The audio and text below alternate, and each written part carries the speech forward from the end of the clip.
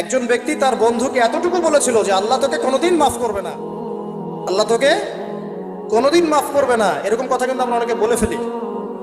আল্লাহ পাক মৌতের পরে এই দুই ব্যক্তিকেই ডাকবেন, কিয়ামতের মাঠে ডাকবেন। এটা বারজাখে হয়েছে।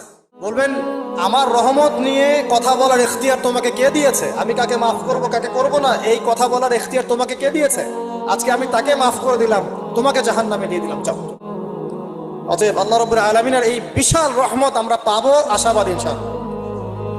এই কারণে আমাদের প্রথম যে বিষয়টা ফোকাস করতে হবে, আল্লাহ রহমত পেতে হলে আমাদের অবশ্যই বস্তুবাদিতা ত্যাগ করতে হবে। আল্লাহ পাক দুনিয়া পছন্দ করেন না। দুনিয়ার মোহে যারা ডুবে থাকে আল্লাহ এদেরকে পছন্দ করেন। দুনিয়া প্রয়োজন, যতটুকু আমার দরকার আমি করব, যতটুকু প্রয়োজন নাই এই বিষয়টা আমি পেতেই হবে, চাই চাই আরো চাই। হ্যাঁ, দু হাতে চাপাও হাত পেতে নাও, ঋণ করে ঘি খাও, এইসব দর্শনের ধার ধারবো না আমরা ইনশাআল্লাহ।